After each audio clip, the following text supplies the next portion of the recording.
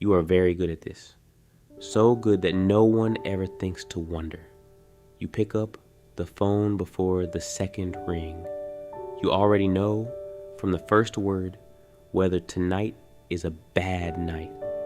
You make the right sound at the right pause, not too soon, not too late. And somewhere in the middle of someone else's collapse, you become perfectly, professionally invisible. They will thank you before they hang up. They will say they feel so much lighter, and you will sit there in the sudden quiet, holding everything they just put down, and no one, not even you, not at first, will notice that nobody asked how you were carrying it. There was a version of you once that learned this early, not as a strategy, as a survival reflex, so quiet you never caught it happening. Maybe it started at a kitchen table, with a car door slamming too hard in the driveway and the whole house recalibrating before anyone said a word, and you learned to read a room before you learned to read a sentence. Maybe it started with a sibling who needed more, a parent who had less, a house where you learned the sound of a bad night 2 rooms away, long before anyone had to say what kind of night it was going to be. Somewhere in there, a small, correct calculation ran itself without your permission. If I can tell what they need before they say it, nothing bad happens. Not to me, not to anyone. It worked. That's the part no one warned you about. It worked so well, you kept it. By the time you were grown, it wasn't a childhood habit anymore. It was you. People found you. Not because you asked for the role. You never applied for this. But because there's a particular relief on a person's face when they realize, mid-sentence, that you're actually listening, not just waiting for your turn. Once people find that in you, they remember where to find it again. So you became the one people call, the one who remembers the coworker's name 8 months later, the one whose number sits at the top of someone else's hardest nights. For a long time, this felt like a kind of proof. Proof that you mattered, proof that you were needed, proof, maybe the only proof you fully trusted, that you belonged in the room. If you could hold someone's worst moment without flinching, without needing anything back, you had done something. You had been useful in the deepest sense the word can hold. And for a certain kind of person, being useful is the closest thing to being safe they've ever actually felt. The mask, then, was never insincerity. That's important. And it's easy to get wrong. You weren't performing empathy you didn't feel. The listening was real. The care was real. What was hidden, so well hidden you may not have known it was there, was the assumption running underneath all of it. Your value in any room was measured by how much you could take in, not by anything you might need to put down. So you got better at taking in. You got so good that eventually the skill stopped looking like a skill at all. It looked like your personality. It looked like just who you are. The calm one, the steady one, the one who has it together, and nobody around you, including you, thought to ask what it had cost to build a personality this reliable. That's where the mask starts to seal shut. Not in one dramatic moment, but in 1,000 small ones where someone said, "Thank God you're so easy to talk to," and you felt for a second exactly like yourself. There is an old idea, older than the language we now use for it, about the person who heals others because they carry a wound of their own. Jung wrote about it as the wounded physician, drawing on old Greek material about healers who were themselves marked by injury.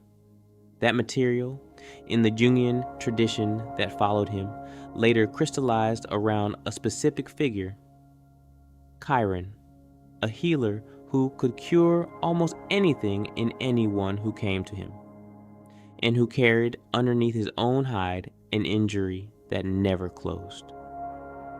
In this reading, the wound isn't what disqualifies the healer. It's treated instead as close to the source of the skill.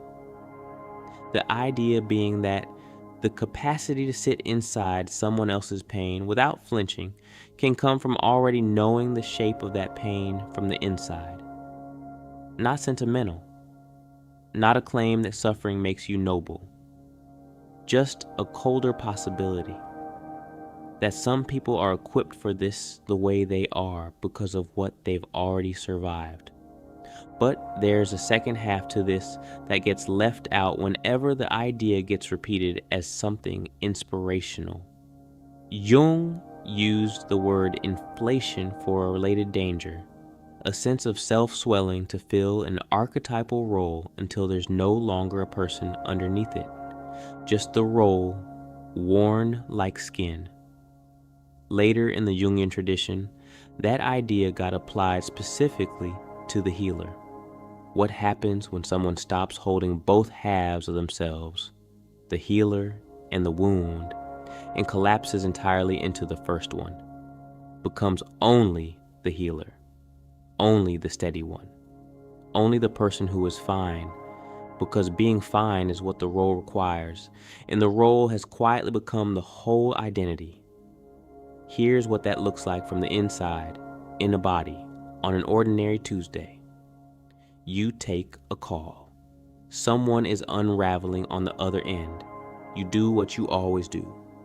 You go still, you make room, you let your own week, your own bad day, your own unresolved thing from that morning fall out of frame so there is nothing in the room but them. This isn't fake. This isn't cold calculation. It is, in the moment, the most natural thing you know how to do. But notice what just happened structurally. Underneath the kindness of it, you disappeared. On purpose, skillfully. And the skill is exactly why nobody noticed you'd gone. There's a phrase for this in depth psychology. The listener as a kind of container, a place where someone else's unprocessed feeling gets set down, held, and eventually handed back in a form they can carry. What that language usually leaves out is what happens to the container itself. Nothing empties it. It only holds. And if the direction only ever runs one way, conversation after conversation, year after year, nothing dramatic happens. It just, one day, without a single visible moment, runs out of space. It never knew it was losing. And this is where the two ideas meet. The wound that lets you hear other people so clearly is real. And in this reading, it isn't treated as a flaw. What's treated as the more dangerous thing is the inflation. Identifying so completely with the one who listens that the part of you which still, quietly, needs to be listened to gets pushed somewhere out of view. Not denied exactly, just never invited into the room. And a need that's never invited into the room doesn't simply disappear. More often, it moves underground and starts shaping things from there. It shows up as exhaustion you can't name a cause for, as a strange flatness after conversations that should have felt connecting, as the specific loneliness of being surrounded by people who love you and would be shocked, genuinely shocked, to learn you've been carrying something too. None of this happens because the people around you are careless. That would almost be easier. A villain is easier to be angry at than a mechanism. What actually happens is closer to physics than fault. If you make yourself frictionless enough, if you get skilled enough at reading exactly what a room needs and disappearing into supplying it, The room stops registering that you were ever a variable in it at all. Not because they stopped caring whether you're a person, because you stopped in that specific room being read as one. He sits by the window with the phone pressed to his ear, the city gone gray and wet beyond the glass, and he hasn't said a full sentence in 11 minutes. On the other end, a voice is unraveling something. A job, a marriage, a version of a future that isn't going to happen now. And he listens the way he always listens, completely, without performing it. His free hand rests flat on the table, still. The lamp beside him throws one warm edge of light across his knuckles and leaves the rest of the room in the kind of dark that isn't frightening, just late. He makes the sound that means go on. He asks the one question that shows he heard the thing underneath the thing. On the other end, something in the voice loosens. The particular relief of a person who has just been received, finally, by someone who isn't waiting for their turn to talk. He doesn't move from the chair. He doesn't check the time. Outside, rain keeps finding the window and running down it in threads that never hold the same shape twice. Inside, in the low gold light, a man who is very good at making room for other people sits in a room no one else can see, holding something he has no name for yet. No one on the line thinks to ask what it is. The call goes on. He lets it. Here is the moment, if you're honest, that you'd never say out loud to the person you're talking to. It happens mid-sentence, theirs, not yours. You're 3 minutes into really listening, not performing it, actually there, and something in you steps half a foot back from the conversation and watches the two of you from the corner of the room. And what it sees is this: one person talking, growing lighter with every sentence, and one person absorbing, growing quieter. And neither one of you is going to mention it, because mentioning it would mean this stopped being about them. And stopping being about them is not a door you know how to open. This isn't resentment. That word is too clean for what this actually is. Resentment has an object. You'd resent someone specific, something specific, a moment you could point to. This is stranger and harder to hold. Gratitude and grief arriving at exactly the same time, in the exact same sentence, for the exact same reason. You're grateful to be trusted with this. You would not want them to stop telling you things. And underneath that, entirely unresolved, is the fact that you have now had this exact experience. Being fully present for someone while being fully absent to them. Enough times that your body recognizes the shape of it before your mind does. You feel it in your shoulders before you feel it as a thought. There is no clean word for what you're being in that chair, on that call. You are not being used, not in any way that would let you point a finger at anyone. Nobody extracted this from you. You handed it over skillfully, the way you always do, because that is what the moment seemed to need, and you are the kind of person who supplies what a moment needs. That's the whole difficulty. You can't even locate a villain in your own story. There's only a room and a voice getting lighter, and you getting a little more transparent with every sentence you don't say about yourself. And somewhere in that transparency is the actual acknowledgement, the one this video isn't going to soften. You have become extremely good at being needed, and almost nobody, including people who love you, has learned to notice when you need something back, because you never gave the moment room to ask. Not because they wouldn't have, because the moment, as you built it, structurally, sentence by sentence, over years, never had a slot for that question. You built a very good room for other people's pain. You did not build a door. That's the thing sitting in the quiet after the call ends. Not anger, not even sadness exactly, just the plain, cold fact of it, laid out where you can finally see the whole shape. You were in the room the entire time, and somehow, still, no one asked how you were. There's a version of this that turns here, where it tells you the fix. Say something next time. Set a boundary. Ask for what you need. Find someone who can hold you back. None of that is wrong exactly. It's just not what's actually happening in that room. And pretending it is misses the entire shape of the problem in order to hand you something that feels like an exit. Because the truth underneath, just tell them what you need, is that it puts the weight back on you. Again. It asks the exhausted container to also be the one who names the exhaustion out loud in a voice steady enough not to derail the very moment it's naming.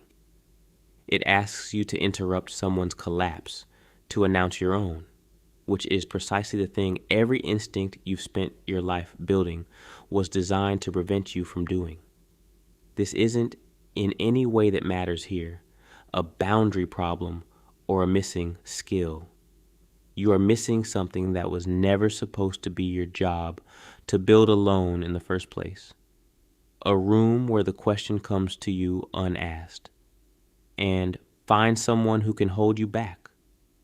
As if care were a kind of ledger, a fair exchange you could go shopping for, one listener traded evenly for another.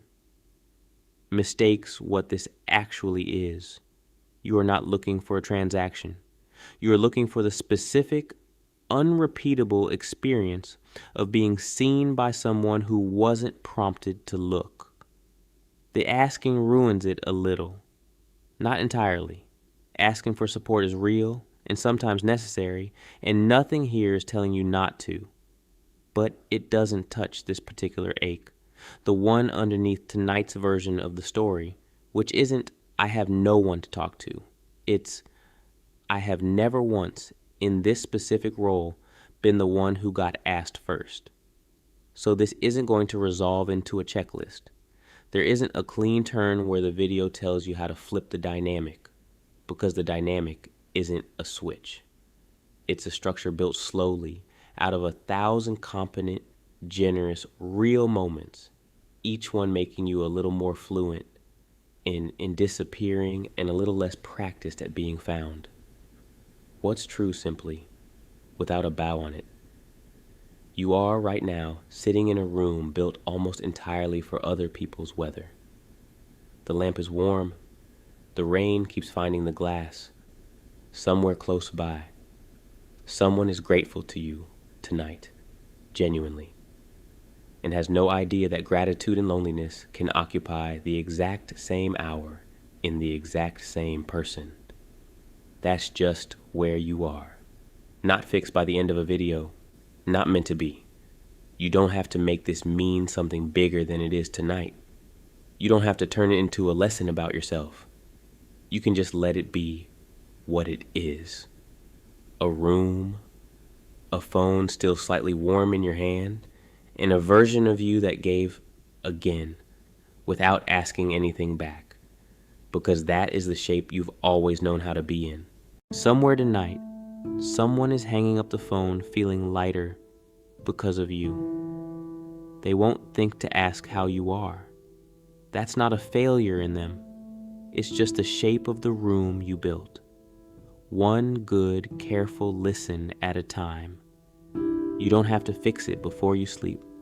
You don't have to decide right now what to do with any of this. Maybe it's enough tonight to notice it, to sit in the quiet after the call and let yourself feel the whole weight of it for once. The giving and the going unseen, both at the same time, both true. No one is asking you to change the room tonight. Just for a minute, let yourself notice it too.